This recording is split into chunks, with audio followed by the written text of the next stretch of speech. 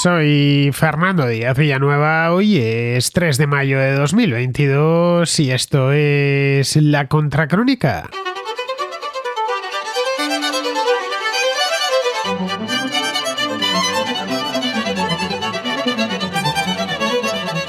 La economía china se encuentra en plena e inesperada contracción.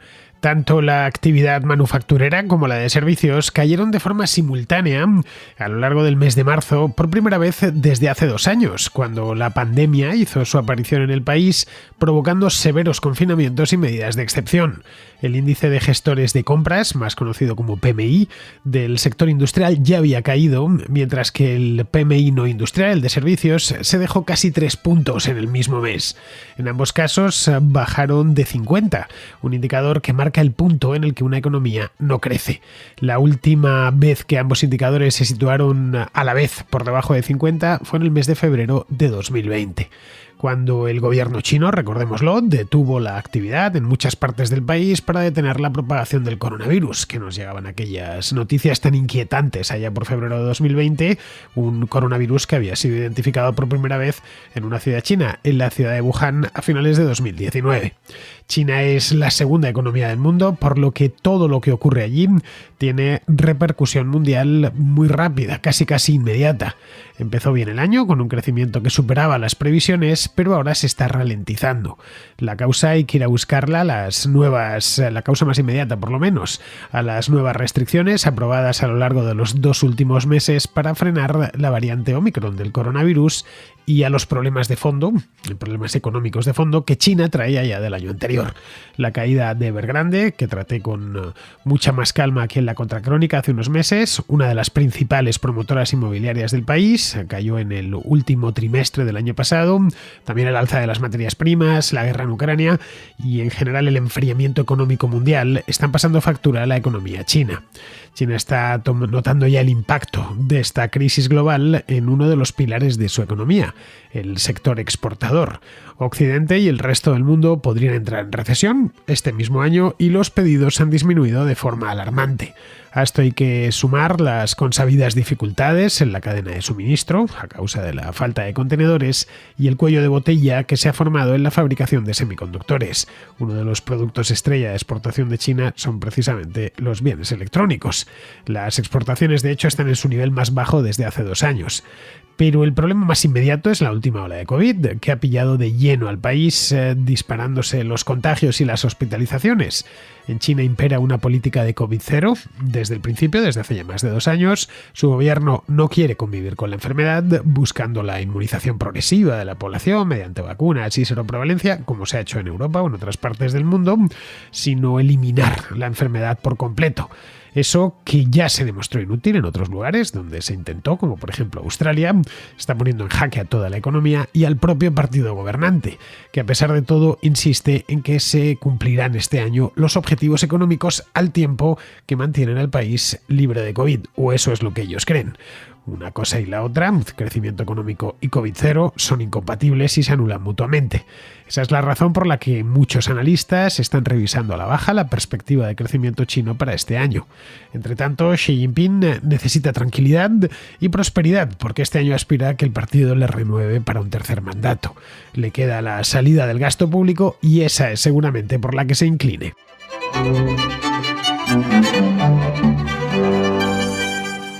Estrangulada por la política de COVID-0, adoptada de manera un tanto terca por su gobierno, la economía china enfrenta un periodo de crecimiento mucho más lento del previsto. A finales del año pasado se hicieron las previsiones oportunas. Ya sabéis que yo con las previsiones económicas soy un tanto desconfiado, porque el papel, como siempre os digo, lo aguanta todo y al final luego nadie se hace responsable de esas previsiones. Bien, esas mismas previsiones, sin saber todo lo que iba a pasar, porque al final las previsiones son eso mismo, son monedas que se tiran al aire y nada más. En el momento en el que sucede algo imprevisto, y siempre suceden cosas imprevistas, la previsión no vale absolutamente para nada. Bien, pues esto mismo ha sucedido con China. Estaban dándole crecimientos para este año por encima del 6% y no va a ser así. Casi nadie se atreve a hablar de recesión, pero claro, en un país como China, crecer por debajo del 5, del 6% es lo más parecido a una recesión que podemos encontrar. Técnicamente, una recesión significa 2 trimestres consecutivos de contracción del PIB, es decir, 2 trimestres en los que el crecimiento es negativo, es de crecimiento. Eso no se ha producido en China y es poco probable que se produzca, es decir, que suceda algo así. Eso sería ya el fin de los tiempos si nos encontrásemos con 2 trimestres seguidos decreciendo el PIB en China. El gobierno chino tiene muchas formas de impulsar el crecimiento y colocarlo por encima del de Estados Unidos o el de Europa. Tiene todavía esas formas. Todas, por supuesto, pasan por disparar el gasto público y fomentar así, de una manera un tanto artificial, el consumo interno. No es la primera vez que lo hacen, así que sería más de lo mismo en torno a lo que han hecho en los últimos 10 años. Pero las condiciones subyacentes que nos encontramos en China, que han ido a peor tras las últimas restricciones a causa de la ola Omicron del COVID, lo hemos visto en Shanghái y en otras ciudades, como los han encerrado en casa, especialmente en Shanghái, aunque solo sea porque es la ciudad más grande del país, 25 millones de personas. Hice incluso una a la contra en vídeo hace 3 o 4 semanas precisamente hablando de eso, porque vi los vídeos y me llamó muchísimo la atención el modo en el que habían encerrado a la gente sin siquiera tener comida para poder lidiar con el confinamiento. Gente que salía enloquecida a la calle y se ponía a chillar y a denunciar al partido. Claro, aparecían automáticamente 2 tipos de paisano y se lo llevaban preso. Bien, lo que nos encontramos ahora mismo, esas condiciones se parecen cada vez más a una recesión, algo que China no ha experimentado pues en casi medio siglo. La última vez que la economía china decreció fue, y esto es real, en el año 1976, el último ejercicio anual. Este fue el año de la muerte de Mao Zedong. Desde entonces ha crecido, por lo general de forma fulgurante, hasta convertirse en la segunda economía mundial. La economía china, a mediados de los años 70, cuando murió Mao Zedong, era una miniatura. No se podía medir, no ya con la estadounidense, que por supuesto, ni siquiera con economías europeas de tamaño medio, como podía ser, qué sé yo, medio grande, la de Italia, o por supuesto no con la de Francia ni con la del Reino Unido. Era una economía, era un país gigantesco, pues ya tenía más de 1.000 millones de habitantes, pero económicamente era un enano. Bien, eso es lo que se ha resuelto, lo que se ha invertido en los últimos 50 años de historia. Desde entonces ha crecido muchísimo, ya digo, por lo general de manera fulgurante. Por eso se habla de crecimientos chinos cuando hablamos de crecimientos de 2 dígitos. Durante los años 80, 90 y la primera década de este siglo, casi todos los años se apuntaban los chinos un crecimiento de 2 dígitos, es decir, por encima del 10% anual. Fue a partir del año 2012 cuando ese crecimiento anual bajó del 8% y nada, ahí se quedó entre el 6 y el 8% de incremento, pues hasta la llegada de la pandemia en el año 2020, cuando ya la economía, no diré que se fue al decrecimiento porque no decreció, pero sí que se desplomó respecto a registros anteriores. Pero vamos, desde el año 2012 no ha vuelto a crecer por encima de 2 dígitos, exactamente desde el año 2011. Fue el último año en el que creció por debajo de 2 dígitos y 2012 por debajo del 8%. Ese año en 2012 creció un 7,9% y desde entonces pues se ha mantenido ahí. Es más, ese es el mejor ejercicio que ha tenido la economía china en los últimos 10 años, el de 2012. Desde entonces ha entrado en el 6, 7 más o menos. Es más, antes de la pandemia, si nos vamos a 2019, estaba creciendo al 6,1, en 2018 al 6,7. Es decir, que estaba ya experimentando un aterrizaje. Luego llegó la pandemia, lo volvió todo del revés y ya en 2021 volvió a crecer, pero no volvió a crecer a los 2 dígitos. Bien, el año de la pandemia, cuando prácticamente todos los países del mundo, la economía de todos los países del mundo se desplomó y se arrastró por los suelos, el PIB chino creció un 2,2%, era poquísimo, al menos para los estándares chinos de crecimiento, pero claro, tratándose del año de la pandemia parecía casi milagroso, en comparación pues con lo que pudimos ver en otros países del mundo que decrecieron ese año, un 8, un 9, un 10%. El año pasado, ya en plena recuperación pospandémica, el PIB chino creció con fuerza, pero no sobrepasó el 10%, como algunos analistas habían apuntado. Se quedó cerca, eso sí, se quedó en el 8,1%. La economía china, ya digo, no crecía por encima del 8% desde 2011, cuando en plena crisis de la eurozona pues apuntó un crecimiento, exactamente os lo he comentado antes, del 9,6%. Bien, aquellos eran otros tiempos, parece ayer, pero claro, 2011 empieza a quedar algo lejos. Para evitar verse contagiado por la crisis internacional que azotaba pues prácticamente todo el mundo y especialmente Occidente, sobre todo Europa. El gobierno chino, en aquel entonces no estaba Xi Jinping todavía, estaba presidido por Hu Jintao, dobló la apuesta y disparó el gasto público, poniendo en marcha todo tipo de inversiones en infraestructuras, en nuevas ciudades. Bueno, es la época dorada de los grandes puentes, las grandes presas, las grandes autopistas, la extensión masiva de la red de ferrocarril de alta velocidad, en fin, de los rascacielos majestuosos de Shanghái y de otras ciudades. Esa China que durante los últimos años nos ha ido quitando el hipo, aunque solo la viésemos a través de vídeos y fotografías. Buena parte de esa China proviene directamente de la última década, de ese disparo bestial de miles de millones de dólares de gasto público a lo largo desde el año 2010 aproximadamente.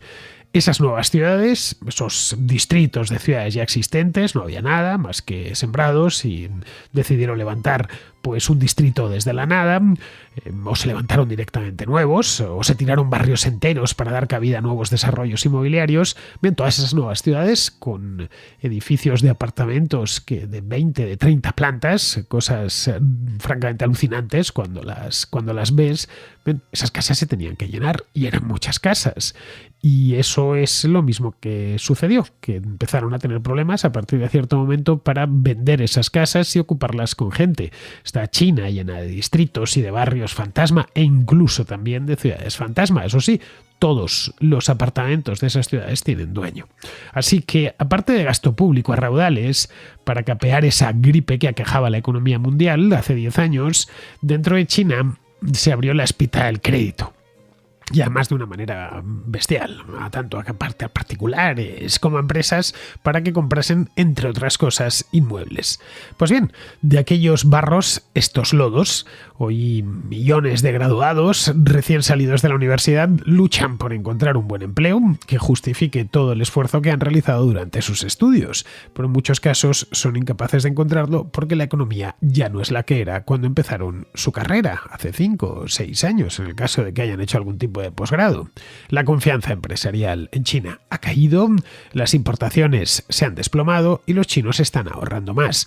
Todo esto son indicadores que podéis encontrar fácilmente en Internet. El sábado pasado, como os decía en la introducción, el índice PMI mostró una contracción en el sector industrial y en el sector de servicios a lo largo del mes de marzo. La contracción fue simultánea, de ahí que empezaron a saltar alarmas por aquí y por allá. Ojo, ya van 2 meses consecutivos y hoy se encuentran ambos en su nivel más bajo desde que comenzó la pandemia allá por principios del año 2020.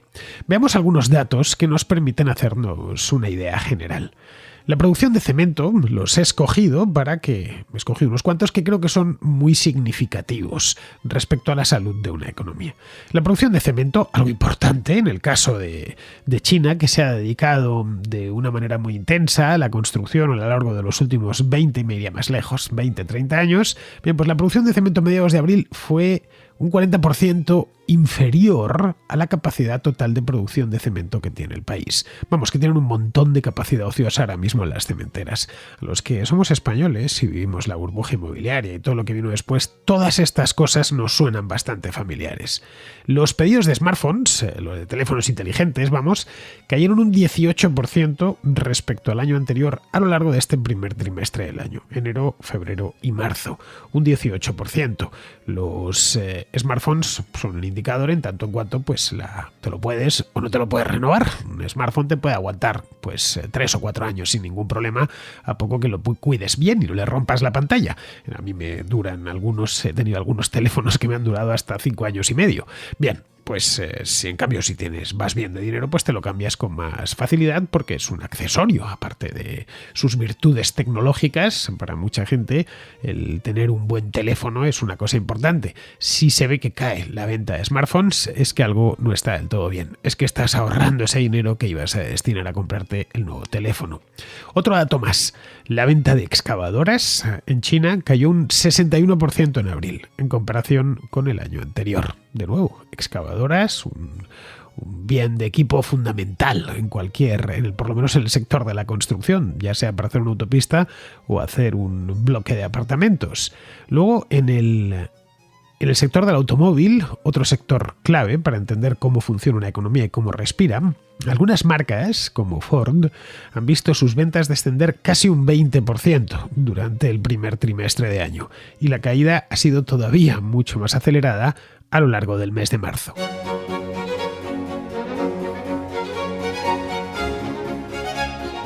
Es tentador pensar que todo esto es por culpa de los confinamientos a causa de la ola Omicron que empezaron a decretar las autoridades chinas a partir del mes de marzo, que es cuando les llegó esta ola que nos castigó a los europeos y a los americanos a lo largo de los meses de noviembre, a finales de noviembre es cuando apareció por aquí, diciembre, esencialmente diciembre y enero. Bueno, es cuando yo personalmente agarré la variante en cuestión, cuando pasé la COVID. Bien, en aquel momento se dijo, esto de una manera u otra terminará en China, volverá a casa el virus, y efectivamente ha vuelto, pero llegó con algo de retraso, a pesar de que el país está cerrado a cal y canto, pero un virus, la verdad es que es francamente difícil. Te tienes que ir poco menos que a la luna para evitar, y que nadie vaya, por supuesto, a verte, para evitar que pase el virus, sobre todo uno tan contagioso como este. Bien, pues podríamos pensar que esto viene todo de ahí y que será algo temporal. Pero es que hay mucho más. Los problemas de China van más allá de los últimos confinamientos y las últimas restricciones. Las consecuencias de la guerra en Ucrania han elevado los costes de las empresas chinas, como los han elevado de las empresas de todo el mundo, y han contribuido a disminuir la demanda de sus exportaciones en el extranjero. Las regulaciones en materia energética han afectado a sectores de altísimo crecimiento, como por ejemplo el tecnológico. Luego, los bienes raíces, un motor fundamental de la economía china, como os comentaba antes, se desplomaron el año pasado, cuando promotores como Evergrande se vino abajo.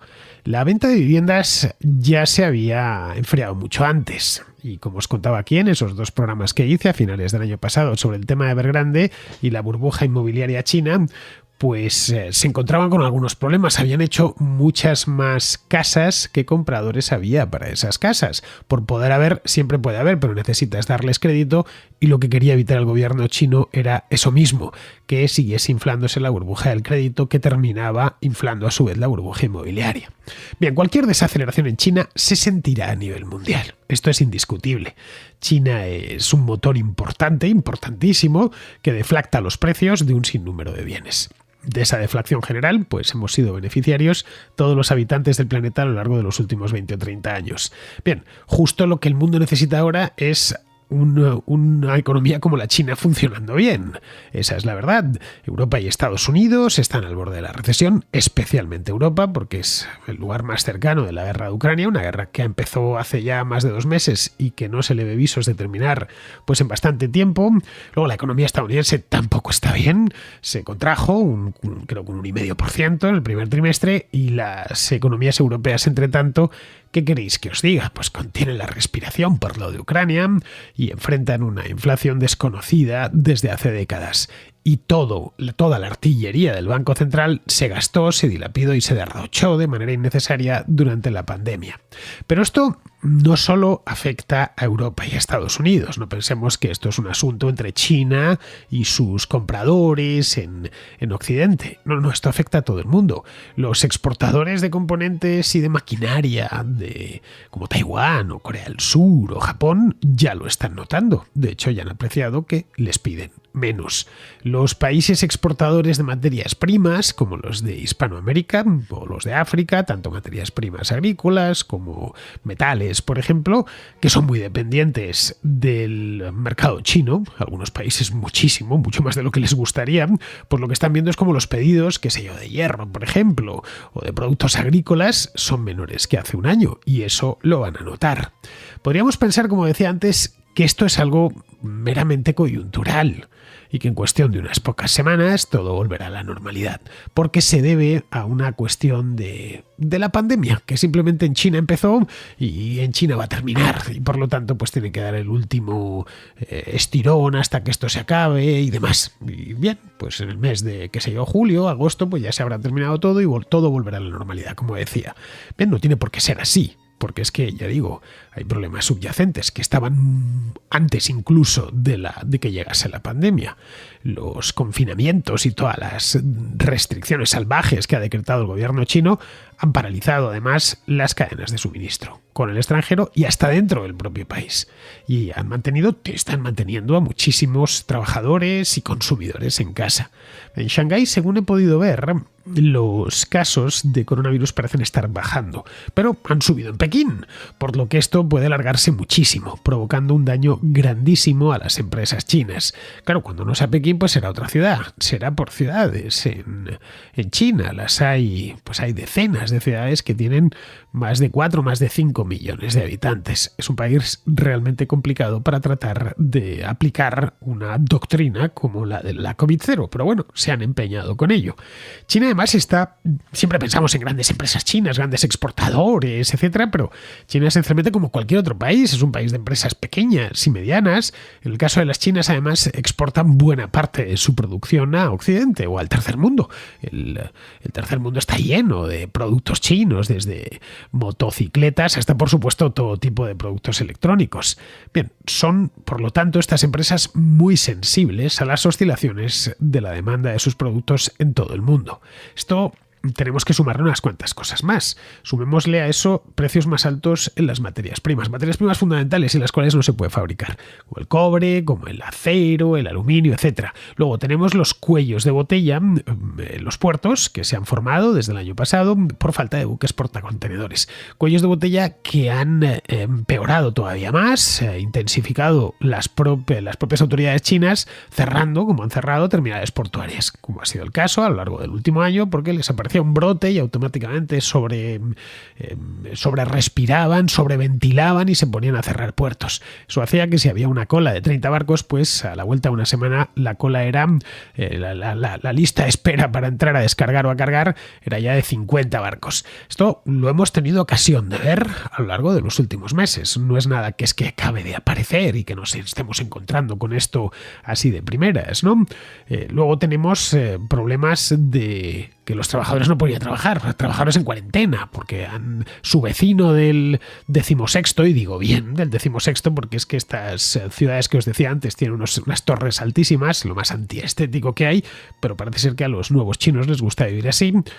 Bien, estos, en el momento en que descubran en uno de ellos uno con COVID, automáticamente confinan a todo el edificio. Ese trabajador ya no puede ir a trabajar y lo ponen en cuarentena. Bien, tantas maldiciones juntas machacan los márgenes de cualquier empresa, aparte de machacar también la paciencia de quien tiene que padecer todas esas restricciones. Pueden, como están haciendo algunas, recortar, por ejemplo, la semana laboral. Leía la semana pasada que algunas empresas chinas, como veían que no tenían tantos pedidos desde el resto del mundo, como además la propia economía interna se había enfriado, pues en lugar de trabajar 6 días, pues vamos a trabajar 5 o vamos a trabajar 4. Pero claro, eso supone un recorte equivalente en el salario. Pueden también no contratar nuevos empleados. Si ves que las cosas no van a ir bien, pues evidentemente te ahorras de contratar nuevos empleados. Bueno, es lo mismo que está sucediendo ahora. El desempleo en las 30 ciudades más grandes de China, que ya digo, son todas muy grandes, ha superado el nivel que alcanzó cuando se confinó Wuhan en el año 2020. El desempleo juvenil en China ahora es del 16%. Ojo, estos son datos oficiales y podría aumentar. Como os decía antes, están saliendo millones de graduados. Más de 10 millones de estudiantes universitarios se graduarán este año. Dentro de nada, dentro de 2 meses. Esto es un récord histórico para China. 10 millones, ¿eh? Pero no están seguros de que vaya a haber un empleo para todos ellos. Al menos el tipo de empleo que esperan como graduados universitarios que son. Otro indicador que nos permite hacernos una idea de la situación es que aproximadamente 1/3 de los 300 millones de trabajadores migrantes que hay en el país no han regresado a las ciudades en las que trabajaban tras las festividades de Año Nuevo, que este año cayó el 1 de febrero, el Año Nuevo chino es lunar, el calendario por lo tanto es móvil, siempre cae entre finales de enero y mediados de febrero. Resumiendo, que la economía china está en la peor forma de los últimos 30 años. Y como no podía ser de otra manera, pues el descontento está también en su punto más alto de los últimos 30 años. Estas imágenes que os comentaba anteriormente de ver a un tipo gritar en la calle contra el gobierno, pues son llamativas. Ha tenido que hacerlo mucha gente para que al final nos haya llegado uno de esos vídeos hasta Occidente. Una demanda más débil en China podría tener, eso sí, un aspecto positivo, para que veáis que no todo es malo, pues una presión inflacionaria reducida para el mundo. Claro, si se consume menos petróleo, menos gas o menos materias primas en general, pues todos estos bienes moderarán su precio. Pero esa ventaja no creo que compense el impacto, también inflacionario, por cierto, de las interrupciones continuas en la producción, de los problemas en la cadena de suministro, que están limitando la capacidad china para suministrar bienes al resto del mundo, para exportar. Si esto continúa, pues podría contribuir a la tan temida combinación de crecimiento anémico y inflación alta, lo que se conoce como esta inflación. Dentro de China, además, podría tener esto derivadas políticas. El gobierno ha prometido a los chinos encarrilar de nuevo la economía, pero sin abandonar la política de COVID-0. Ambas cosas, como dije antes, son incompatibles. Xi Jinping, por su parte, aspira a un tercer mandato en el Congreso del partido que se celebrará a finales de año. Como la cosa le urge, ha anunciado nuevas y millonarias inversiones en infraestructuras. Ha pedido que salgan del atolladero con esto. Esta es una receta ya conocida que solo podrá hacer mediante endeudamiento, algo de lo que el propio Xi Jinping quería huir hace solo 3 años. En esto trata, como con lo del COVID, de soplar y sorber a la vez. Ambas cosas, evidentemente, pues no podrá hacerlas. Tan solo nos queda saber por cuál de ellas se decantará.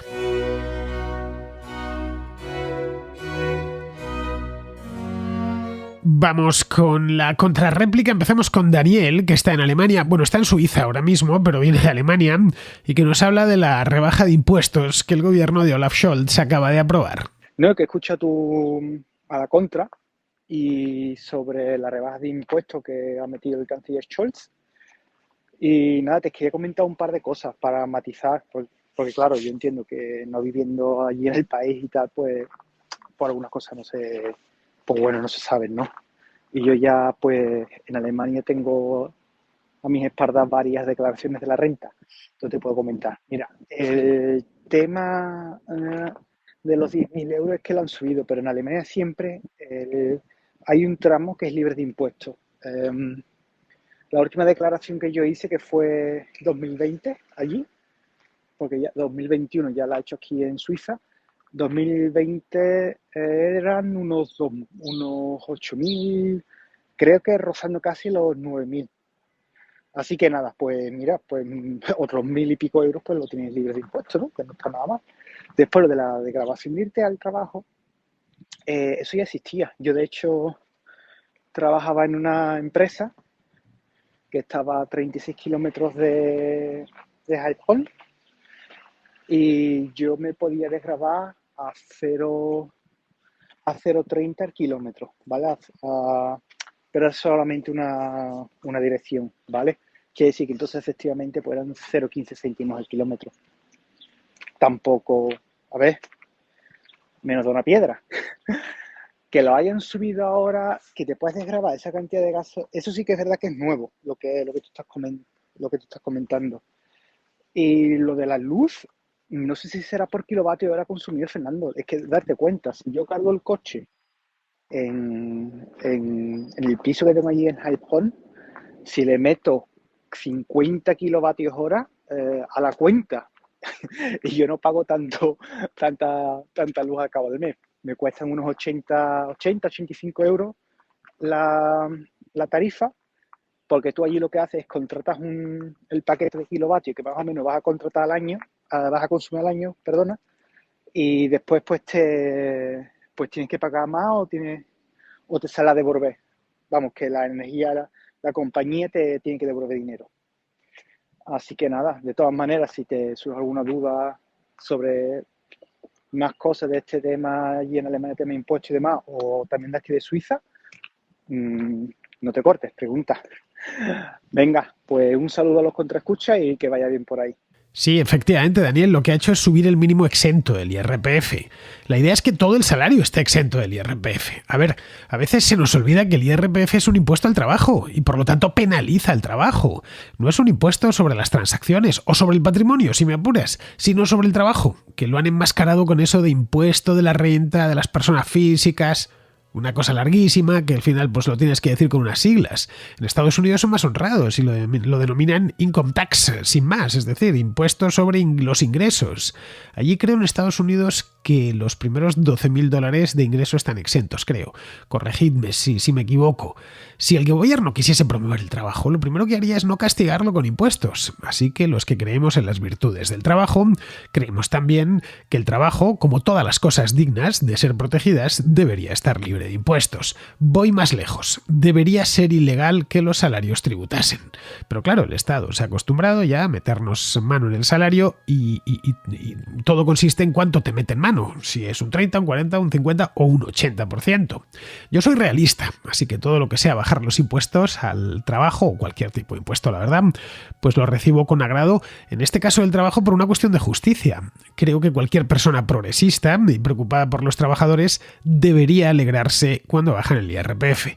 Los que se alegran cuando lo suben no son progresistas, son reaccionarios y además son abiertamente enemigos del trabajo. Lo digo por si me está escuchando algún sindicalista.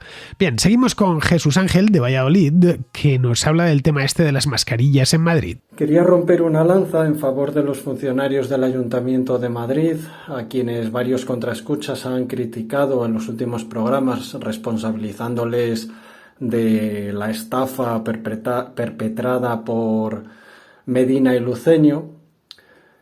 Y creo que se nos olvida la situación que estábamos viviendo en aquellos momentos en las que era prácticamente imposible conseguir mascarillas, guantes, EPIs y demás material de protección, dándose casos en los que en los aeropuertos las mercancías cambiaban de destino cuando llegaba un mejor postor.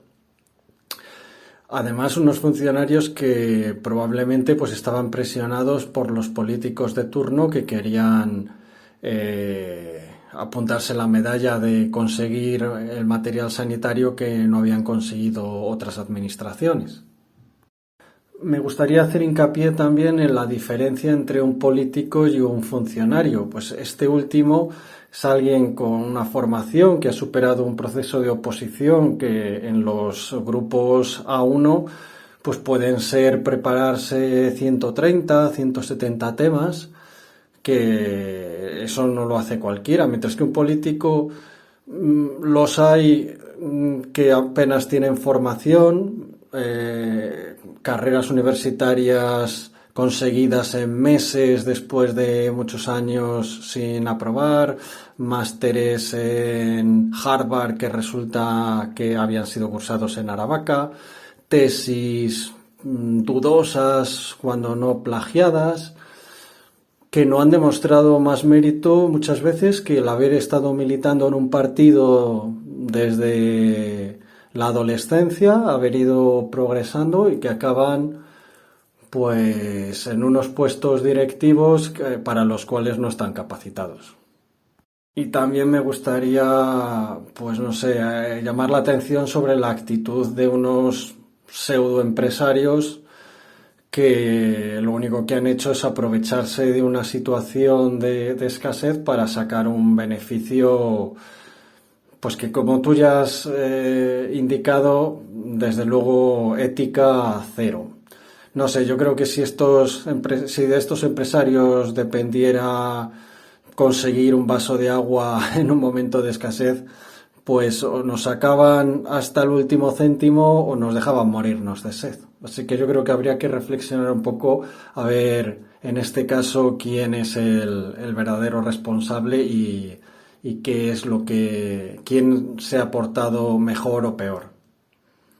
No sé, yo creo que muchas veces juzgamos con demasiada severidad al prójimo y no vemos muchas veces nuestros propios defectos. Oye, que está bien exigir, desde luego un empleado público tiene que ser ejemplar y demostrar que realmente está capacitado para un puesto que pagamos entre todos, pero Muchas veces se cae en el estereotipo este del funcionario vago y creo que no es justo.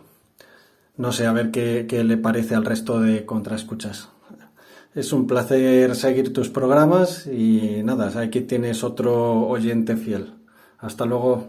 Yo no dudo, Jesús Ángel, que tanto funcionarios como políticos estaban sometidos en aquel momento a mucha presión las primeras semanas de la pandemia. La sanidad estaba colapsada, estaba muriendo mucha gente y, en fin, faltaba de todos los hospitales y en las ambulancias. No tenían EPIs, no tenían mascarillas suficientes, no tenían guantes de nitrilo, pues porque nadie había previsto nada. En aquel momento pues hubo gente que actuó bien y otra que actuó mal. Hubo políticos que no lo supieron o no quisieron verlo. Y cuando estábamos ya en plena vorágine empezaron a dar palos de ciego, que de eso hubo mucho. Respecto a los funcionarios, pues a ver, con un colectivo tan grande es imposible generalizar. Además que sería injusto generalizar. Tan funcionario es un juez o como un policía que cumplen diligentemente su labor, a veces a riesgo de su propia vida, pues como ese de la ventanilla que dedica hora y media al desayuno y que luego te recibe con cajas destempladas y te dice que te falta no sé qué impreso, a pesar de que el impreso en cuestión no figuraba entre los requisitos en la página web. Da igual, te lo dice igual y además te dice claramente que tendrás que volver pidiendo cita, eso sí, 3 semanas más tarde. Ojo, esto a mí me ha sucedido, pero creo que nos ha sucedido a prácticamente todos, si no esta historia, alguna muy parecida. La corrupción se puede dar tanto entre políticos como entre funcionarios. En ambos casos debe ser perseguida, por supuesto, pero al igual que con los políticos no se mira a otra parte, aunque solo sea porque hay políticos de otro partido que ponen el dedo en la llaga. Con los funcionarios es común que el colectivo en cuestión se proteja a sí mismo. Y no debería ser así. De los fallos se aprende, pero si los reconoces. No, si los ocultas no aprendes absolutamente nada de ellos. Y eso es lo que pasa muy a menudo en la administración. Bien, vamos ahora con Israel. Ya sabéis, nuestro contraescucha principal de Vigo, que nos comenta la noticia del coche de Josep Pou, el concejal del PP en Barcelona, a quien se le ha quemado el coche. No digo que se lo han quemado porque la verdad, lo último que nos hemos enterado es que ardió de manera espontánea. Y me gustaría comentar la noticia de que de forma fortuita, según los Mossos, le ha ardido el coche a un concejal del PP en el Ayuntamiento de Barcelona. Este concejal, pues se ha enfrentado al movimiento Ocupa, ha denunciado sus actividades y a cambio el movimiento le ha amenazado en redes sociales, directamente mencionando su coche, que tuviera cuidado con el coche. Si las redes sociales han cerrado cuentas o tomado alguna medida tras estas amenazas, yo me lo he perdido. También, si el informe en el que se descarta un acto intencionado en la quema del coche de los Mossos nos dice cuál ha sido el problema que ha tenido el coche, fortuito, el problema eléctrico, el sistema de combustible, la batería, yo qué sé, pues también me lo he perdido. Esto se une a una tendencia de los últimos años y es que tanto los Mossos, la Ertzaintza, pero también la Policía Nacional y la Guardia Civil demuestran cierta complacencia con este tipo de movimientos de extrema izquierda, separatistas, en el que resulta muy complicado que en sus actos vandálicos sean investigados y se dé con los culpables, que en el caso de manifestaciones callejeras se produzcan detenciones en serio. Yo recuerdo que hace unos años hubo un problema en un pueblo de Madrid, ese colectivo llamado Los Mozos, se sublevó porque habían cerrado las carpas a las 2 de la mañana, fue la Guardia Civil, alguien tiró un vaso, acudió más Guardia Civil. El caso es que aquello se saldó con 22 detenidos y seguramente muy bien detenidos. Pero en esa época hubo una guerrilla en Barcelona que estuvo ardiendo la ciudad una semana, se rodeó el Congreso y también se rodeó el Parlamento catalán, que tuvieron que evacuarlo por helicóptero, una locura. Y uno sumaba los detenidos y entre los 3 actos, recordemos la gravedad de los 3 actos, no había 22 detenidos.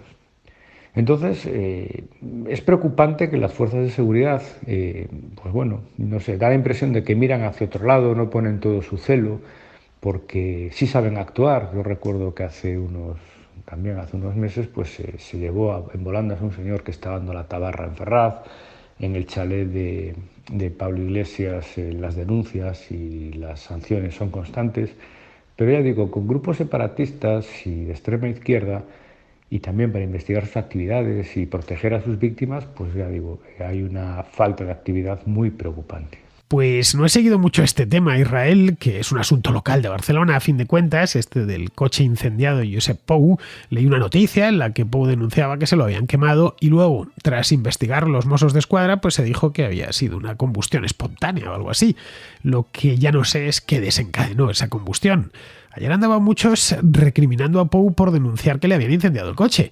Pero claro, a la vista de algunos tuits que le habían puesto pidiéndole que vigilase su coche, pues tampoco me parece tan raro que pensase eso. Si a mí me dicen varias veces que vigile mi moto, pues y acá en Twitter o donde sea, y al cabo de unos meses me la encuentro calcinada en la calle, en la puerta de casa, pues asociaré fácilmente una cosa y la otra, que es lo que hizo Josep Pou. Respecto a lo que comentas de la tolerancia con ciertos movimientos, pues no creo que sea cierta, más allá de Cataluña en los últimos años con todo esto del proceso. Bueno, pues esas escenas callejeras vergonzosas que pudimos ver allá por finales de 2019. A ver, quitando eso, lo normal es que a este tipo de vándalos se les persiga. No sé en Vigo, pero en Madrid a los vándalos ni la policía municipal ni la nacional les pasa ni una. De hecho, ellos se quejan amargamente. Algún vecino, yo vivo en el barrio más perroflauta de Madrid, me lo ha comentado personalmente. Me ha dicho que la policía les marca de cerca las manifestaciones. Yo les respondo que no les eche cuentas, que los policías no son perroflautólogos como yo y claro que no disfrutan como yo hago de su cultura contestataria. Bien, pues vamos a ir terminando. Vamos con Pizarro, que nos habla del factor religioso en la guerra de Ucrania. Cirilo puede decir que Dios Todopoderoso y Bondadoso apoya sus intereses particulares permitiendo la guerra como un mal menor. Pero al no clamar por los inocentes y por la no violencia, Cirilo es solo un malvado, un fariseo y un mezquino disfrazado de ceremonia, que se ha ganado el infierno de tantos modos que éste no podrá ser justo con él. Este patriarca está echado a perder, y el próximo va a heredar tal cantidad de ignominia que lo mismo se rinde al continuismo por aplastamiento. Ellos mismos. Un cordial saludo de Pizarro. Y con esto, queridos amigos, terminamos por hoy. Hoy, por cierto, estoy en Barcelona. Lo digo por si os interesa acudir a la presentación de mi libro, de la Contrahistoria de España, y del libro de Jano, del Rebaño, que los presentamos hoy por la tarde. Por si estáis por Barcelona o las cercanías de Barcelona y os interesa, a las 6:30 a la Universidad Internacional de Cataluña. Esto está en la calle de la Inmaculada número 22. Es la diagonal para arriba, por un poquitín más arriba de la Bonanova, del Paseo de la Bonanova.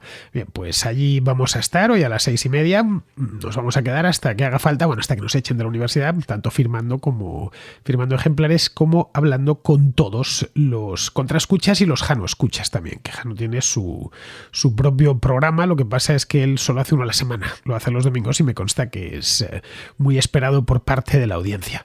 Bien, pues ya sabéis, estamos 6:30 en la Universidad Internacional de Cataluña. Es en el Aula Magna, por cierto. Bien, otra cosa, como estoy en Barcelona, no sé si voy a tener tiempo de preparar el programa. Se lo he propuesto a Jano para que hagamos uno los dos juntos sobre el tema este de Pegasus, que es francamente curioso, que lo trataba ayer en el directo. Así que si nos queda tiempo, después de todo lo que vamos a tener en la universidad, con las firmas y la presentación, pues nos meteremos en la habitación del hotel a grabar una contracrónica. Eso sí nos queda tiempo, así que no os puedo jurar nada. De cualquier modo, estaré aquí de vuelta, si es posible mañana, y si no, pasado mañana.